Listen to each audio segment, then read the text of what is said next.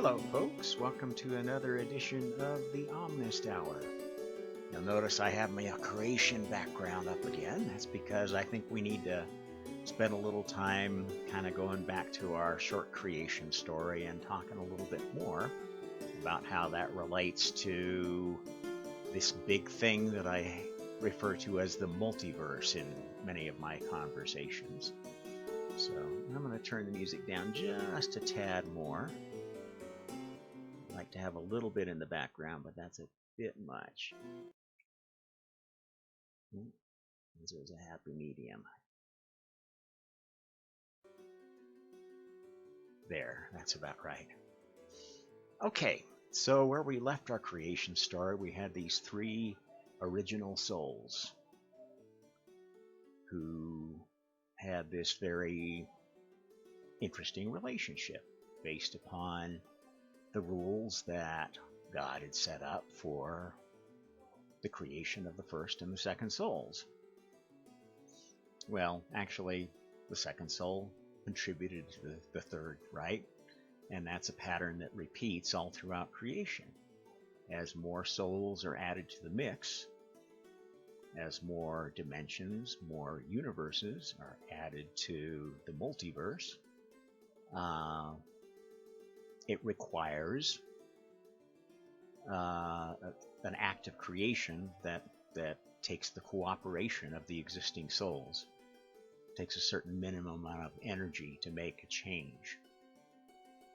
So, in order for the fourth soul to be born, the soul that I think, and other people may have a different view of the story, it's been so long that everybody's memory is a little bit faint of that time. And their memory is clouded by the fact that the game was different. And the images that they think of in today didn't exist then. So there weren't really words or thoughts to describe what was happening. It was just happening. And we see that in our own human history. That's why the prophets of the past have couched what they saw of the divine plan, the messages they got from the heavens, from the spiritual world, in terms of what they could relate to in their own current milieu. So, in the Sumerian times, they talked of things in Sumerian terms, or at least terms that fit their language from whatever stories that were passed down from previous peoples. And, there's a certain strong reason to believe that, the first legends that we saw written down in either Sanskrit or the language of the Sumerians, Akkad, I think that's what they call it. That's one of them anyway. Were inherited from some previous time where either the writing was lost or there was no writing. It was an oral tradition, or it was kept in some memory technology that we don't understand now.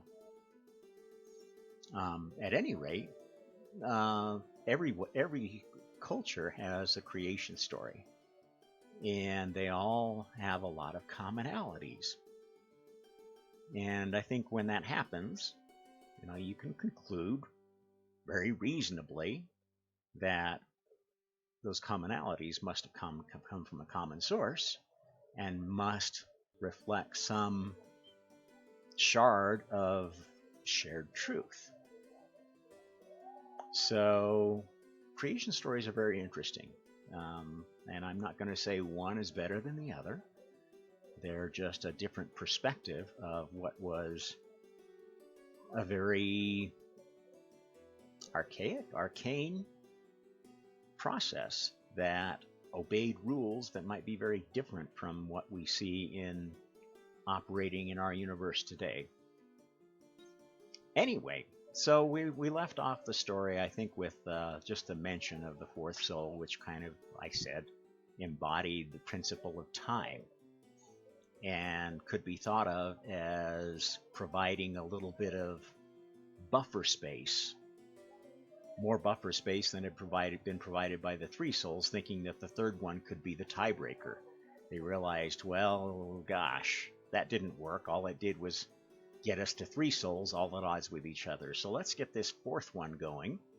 Let's all get together and create this fourth soul that's going to represent something like we might interpret as time. A measuring stick by which we can look at our creations, look at what we're doing in some sort of a chronological or temporal fashion that allows us to maybe step back and look at cause and effect. If there were no time dimension, it would be very difficult to sort out any sense of events leading to other events, causality. And if we cannot come up with a causality story to explain what's happened, we can't really come up with any sort of theory on how not to have it happen again or how we could do it better next time. So this fourth soul was tasked with this role of providing in this small primordial multiverse a way of looking at things in a sequenced fashion rather than just as is.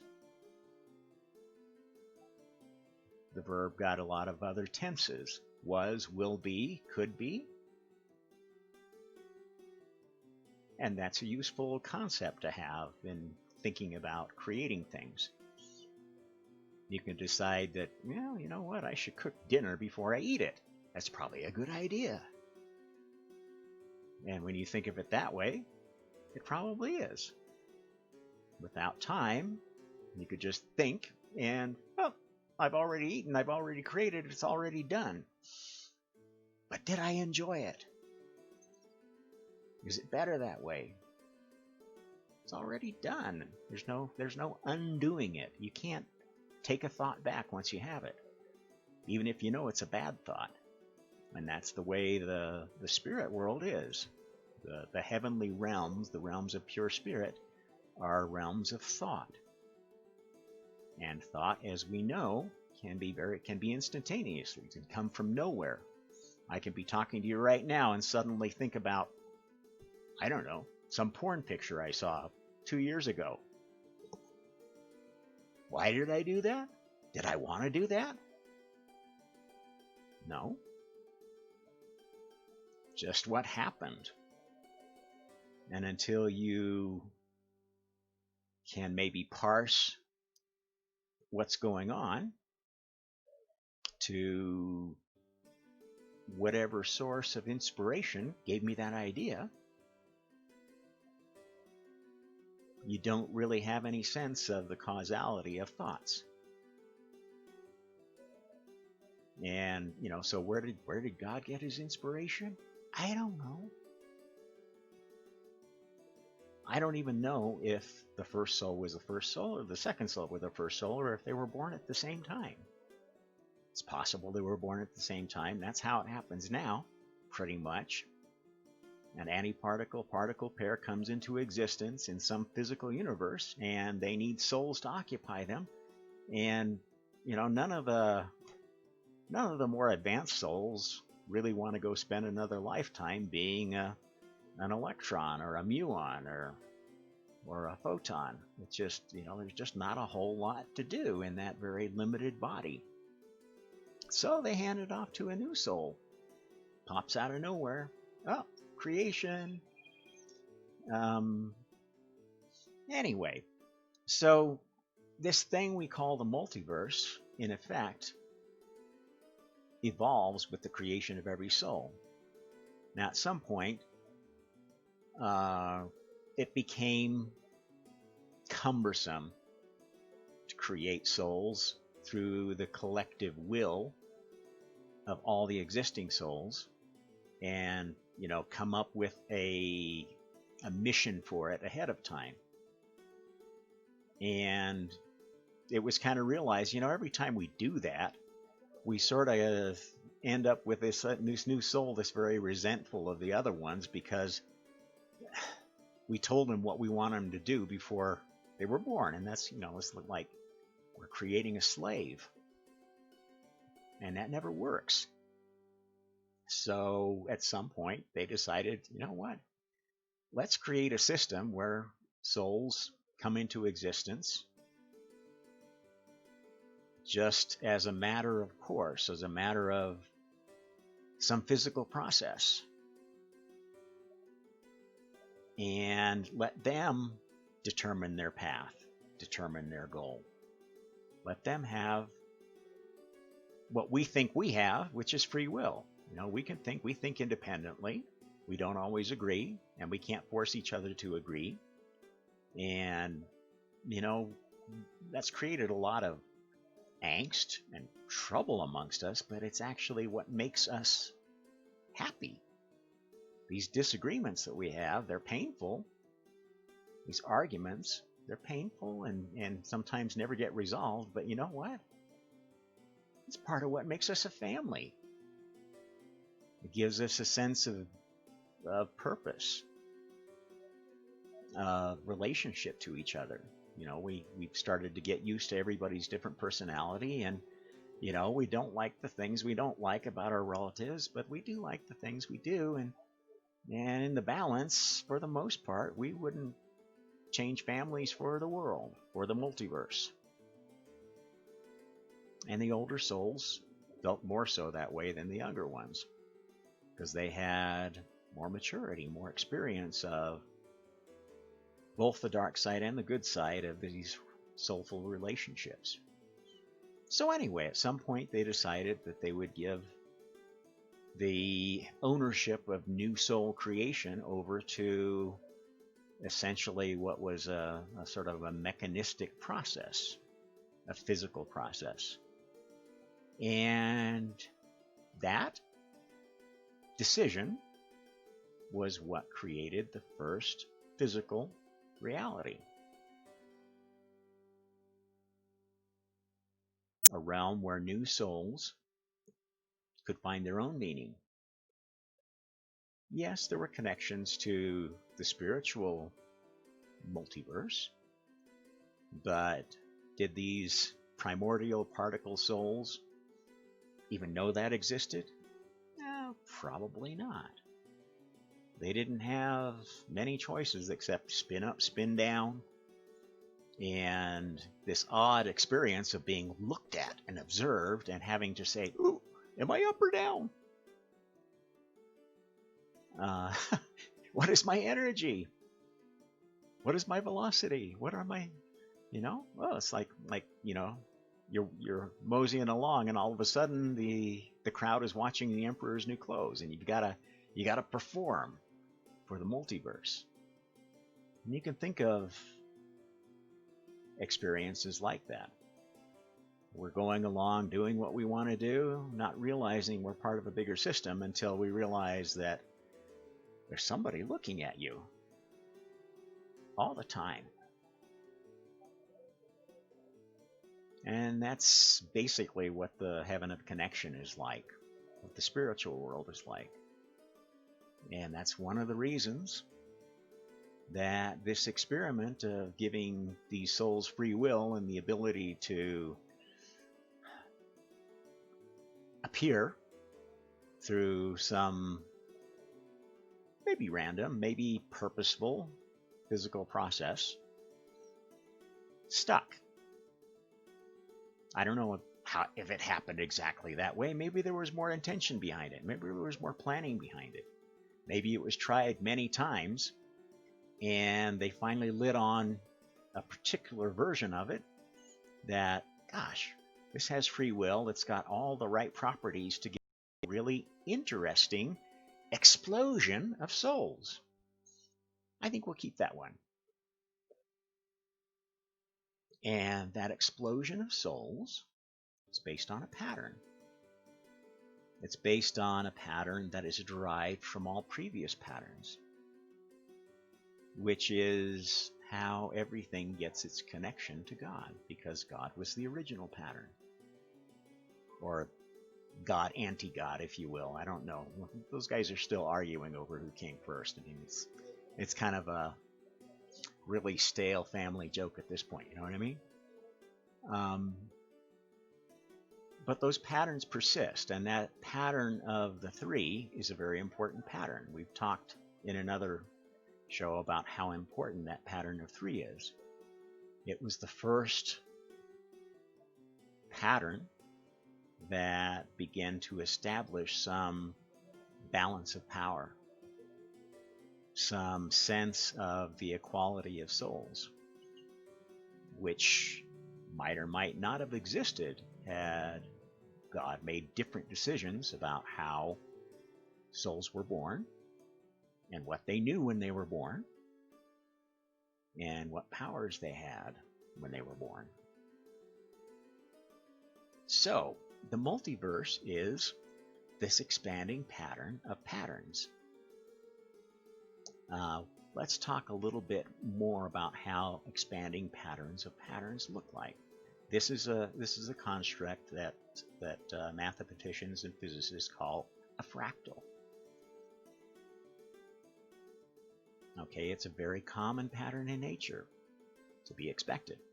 And what it looks like, if you reduce it to two-dimensional mathematics and add some rules for color and shape, you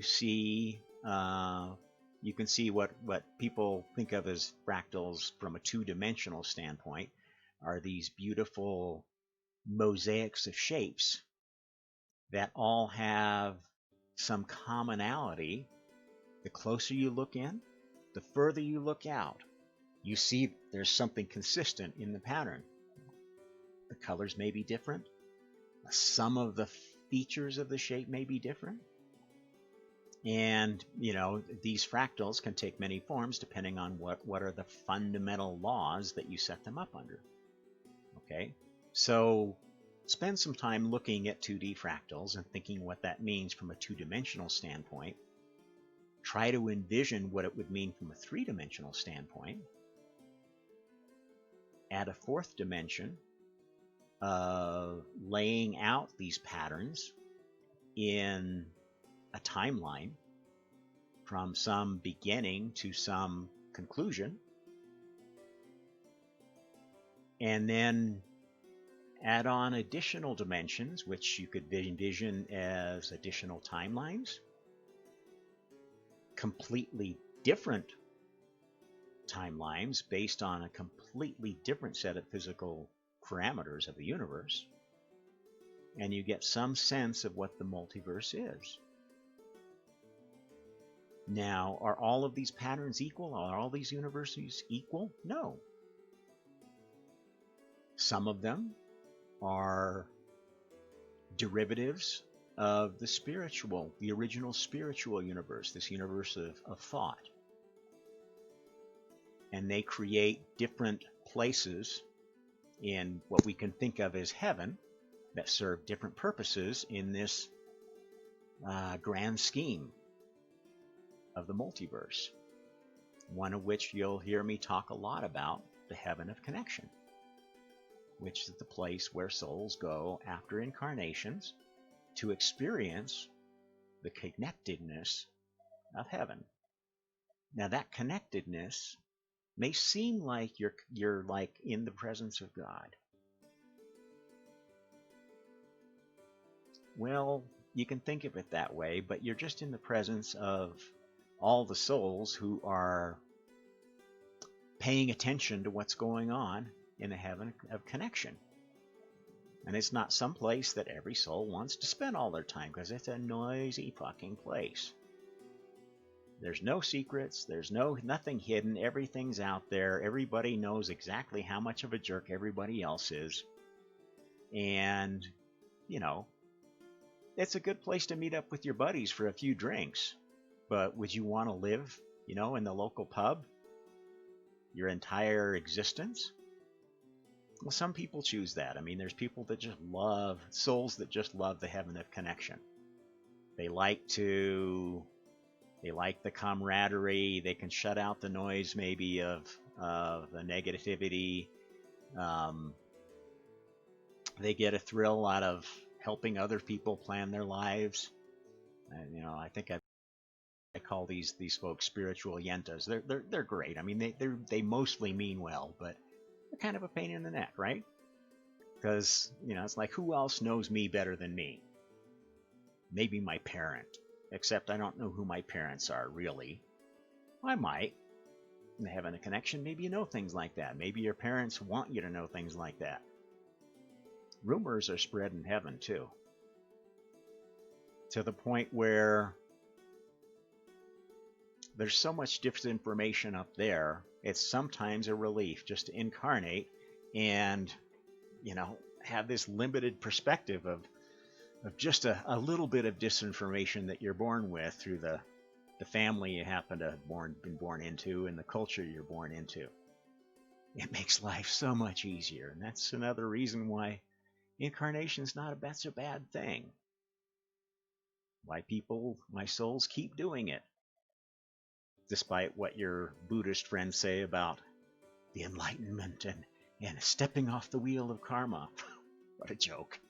I'm sorry. I don't mean to diss you guys, but every religion, every set of beliefs has its absurd side. And I'm sure people watching this will try to find the absurdity in my belief set. I'd love to hear it, love to discuss it, because that's how we learn more. That's the way an Omnist is. Loves criticism. Doesn't accept it lying down. But that's how we learn. By challenging our beliefs, challenging each other's beliefs. Anyway, let's get back to this whole multiverse thing. So, the other thing about fractals, and you don't really see this with two-dimensional fractals so much, but you see it you can change perspective from near or far and focus in on one particular point at a certain distance. But if you think of it in three-dimensional terms or more, you can view it from a different angle and see a completely different pattern. Let me give you a for instance. Okay, let's just think about our solar system for a second. Okay, you've got a big sun and a bunch of planets and asteroids and stuff, most of which fall into a particular plane of rotation. Okay, so if you went far away and looked at this thing from the angle of, say the sun is here, the planets are rotating like this. If you come and look at it from the top, you'll see the central sun and the planets rotating around there.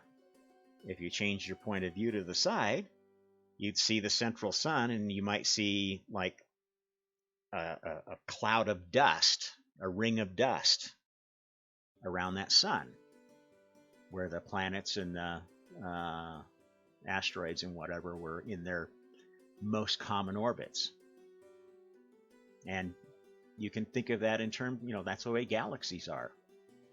You have spiral galaxies, which sort of have a big, very bright center and get dimmer at the edges. If you see it from one angle, it's going to look like a big, bright thing with rings around it and arms. If you see it from another angle, it might look like just a long thing with a brighter spot in the middle. That's perspective. The perspective you view the multiverse from is like that, with some additional nuances. So, kind of couching in human terms, our eyes have a certain range of frequencies that we're able to see. And that range of frequencies stimulates a particular pattern in our brain that we associate with red, green, blue, purple, cat versus dog. This is all processing that happens that we think of as that's the truth. That's what I see. That's it. But it's just a perspective, a different way of viewing the same thing. And only by viewing the same thing from every possible perspective can you really understand it to the level that you could call objective truth. Okay, so every perspective based on human perception, based on what we're able to do in this physical vessel we call our body,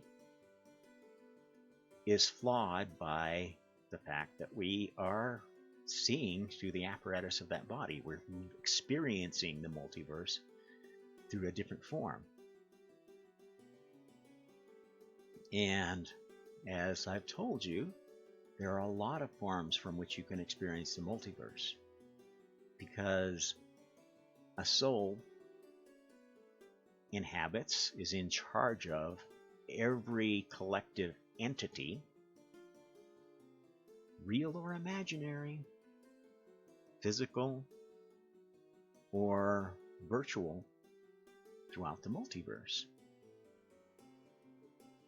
And each of those soul vessels gives a very different perspective. The world viewed through the eyes of a tree is very different from the world viewed through the eyes of a human. There's some similarities, and if you start remembering your past lives, you'll probably tend to mostly remember ones that in soul vehicles that are pretty similar to one you have. So you'll remember mostly human incarnations, but you might remember having been an animal. You might remember having been an animal from another planet, another star system, another universe that maybe isn't even connected to this universe at all. And that's why we have such a rich tradition of art, writing. These are all outgrowths of inspiration we get from other parts of the multiverse. We get some inspiration and we add it to our experience, what we've already known, and we make some sense of it and create something new. And that's the source of all fiction, all art, all ideas. And as I've told you, ideas are occupied by souls. The moment an idea is had in the current multiverse, a soul exists as the oversoul of that idea, a virtual soul. And these virtual souls are essentially what humanity was invented to help create. The ideas, the languages, the programs, software, AI, virtual reality, all of this stuff that humanity has invented is stuff that didn't need to exist in the spiritual world, because all of the things that those enabled could be done instantaneously with a thought. Spiritual world, well, they don't need food, but if they want to create something that gives the satisfaction of food, bang, it's there.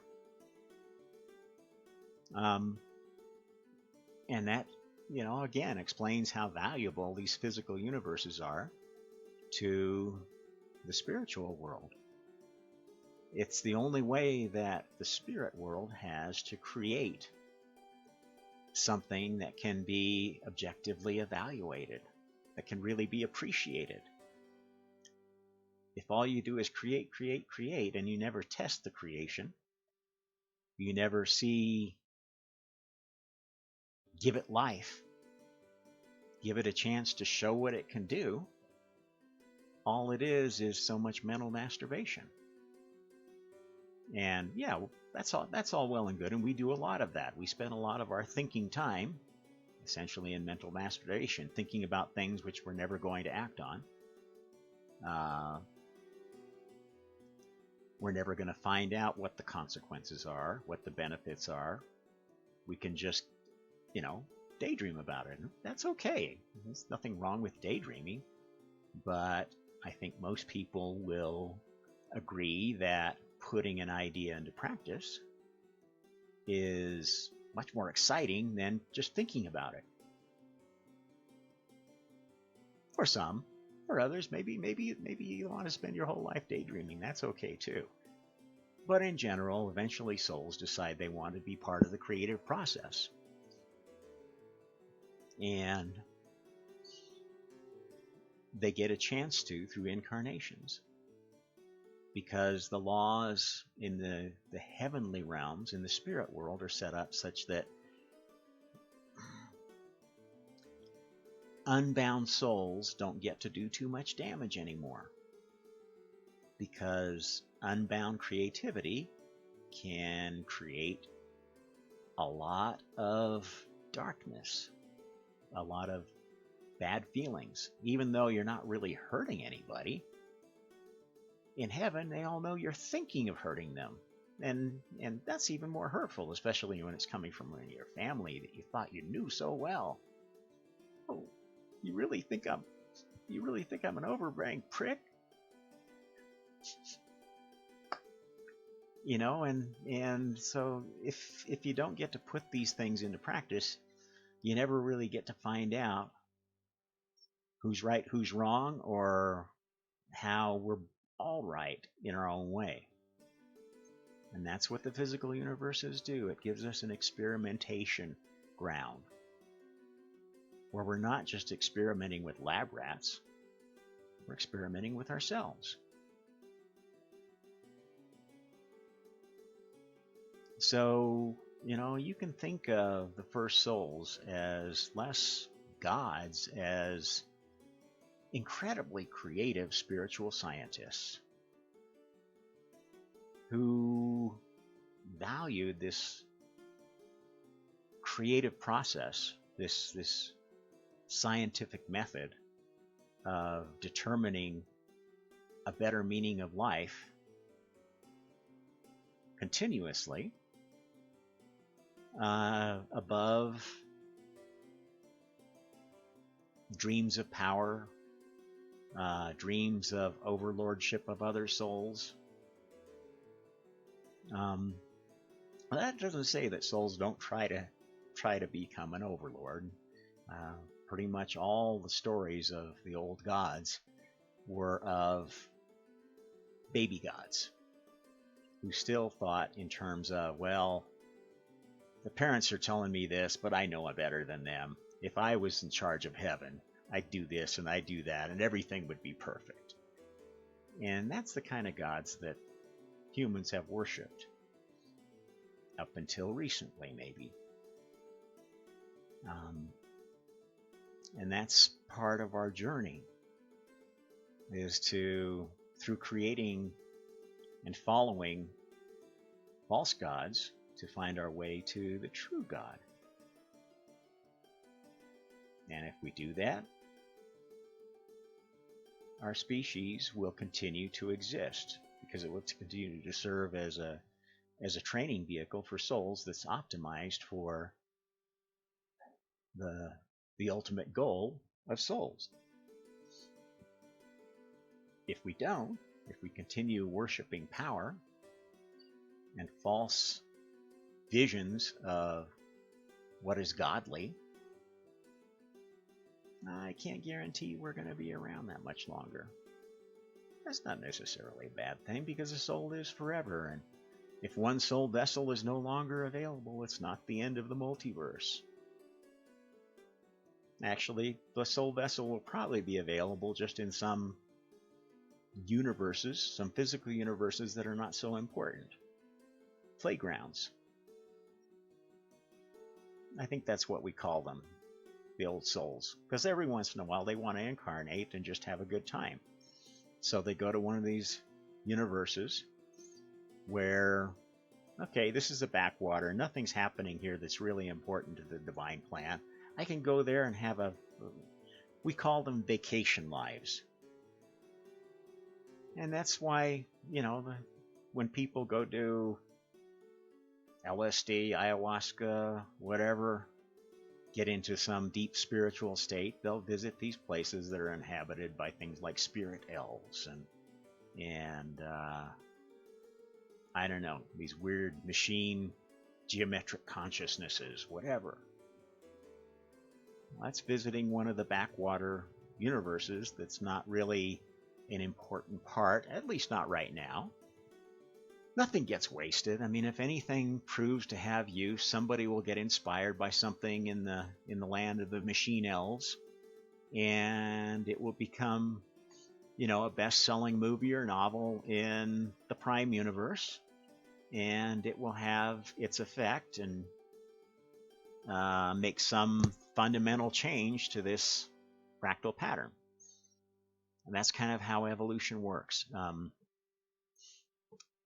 I'm not sure if there's any good presentations on it, but if going back to the 2D fractal idea, if you think of this 2D fractal, you can mathematically introduce aberrations to it, some change in the pattern. Okay, and depending on what the parameters of the change are, sometimes it will start taking some effect, and then it will be overridden by the core pattern, and this aberration will grow a little bit and then fade out. Sometimes there's an aberration introduced that actually expands and expands and expands and takes over the whole pattern or some portion of it and changes some parameter either locally or globally that has a profound effect on this fractal. And that's the way evolution works. That's the way ideas are evaluated that might change the laws of the multiverse. Some ideas only change a very localized piece of it. Like, for instance, the idea that these human creatures that were growing on this planet Earth that had been selected as the primary focus for a cosmic evolution were just not going to make it unless we took away all their spiritual powers and just all the training gods that we sent to interbreed them and sort of steward them through their baby phase. That's not working. I think we just gotta, send all those other species back to their home universes or home planets. Let's, winnow down to just a few of these human beings left. Take away all their spiritual powers, or most of them, and let them invent it all for themselves. See if that works better than giving them the easy step up that we hope we could give them to get them to the point where they would fulfill their mission of setting off this explosion of a new pattern in the multiverse. And that's essentially takes us through the whole, a big overview of the pattern of creation for this planet.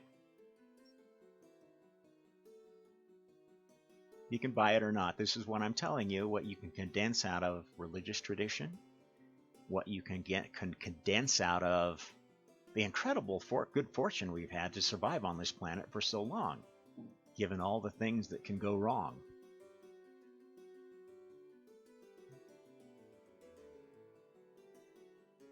And so essentially our purpose in the greater scheme of things as a species, not as individual souls, although each individual soul is going to benefit from it, the human species was designed to be a soul vehicle that could bring about a cosmic evolution, a set of new rules for the multiverse. And as I've told you, the physical world is for experimentation. Until the physical world experiments with an idea to the point where the spirit world says, yeah, okay, this is going to work, then the pattern is not allowed to spread to the spiritual world. Well, we've reached the point where the invention of virtual souls has been approved and is taking effect throughout the multiverse. And the angst, the pain, what we're going through on the planet in 2020 and years leading up to it, who knows, thousands of years leading up to it, have been basically the birth pains of a new multiverse. A new multiverse that has an improvement to the laws of reincarnation and karma.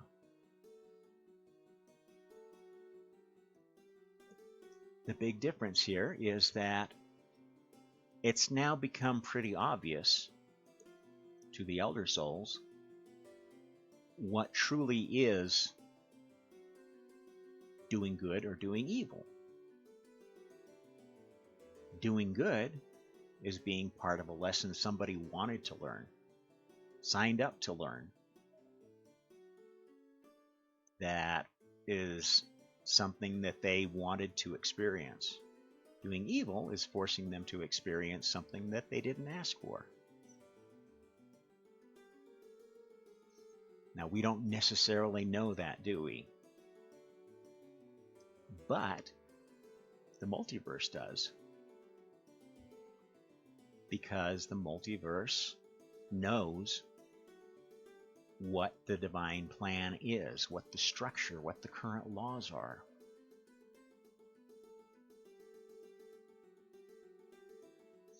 And there are souls in the multiverse that have gained enough experience to be tasked with becoming the judges of the game, if you will. That their sole role is to observe and judge what changes are productive, what seem to be improving the quality, the beauty of creation, and which ones, I don't know, I don't think that's quite working.